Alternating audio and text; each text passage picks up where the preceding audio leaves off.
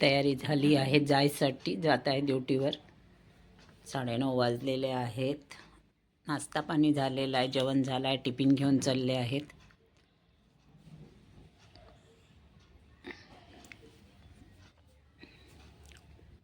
Hello friends, welcome to my channel Sunita Wankhade ब्लॉगमध्ये तुमचे स्वागत आहे. फ्रेंड, कसे आहात तुम्ही?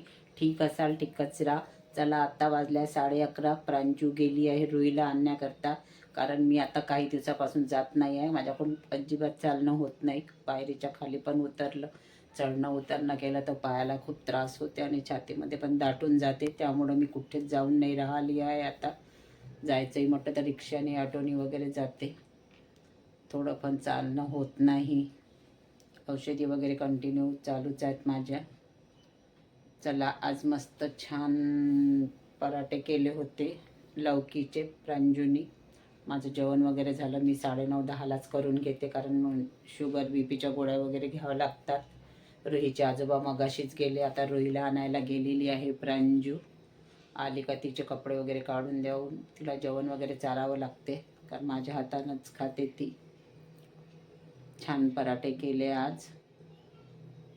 खूप छान झाले होते आज पराठे. लौकीचे पराठे आहे हे. आता प्रांजू जेवण करायची आहे.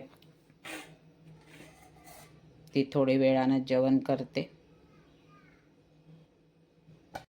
छान झाले आहे चवीला. लौकीचे पराठे खूप छान राहतात आणि पौष्टिक पण राहतात हे.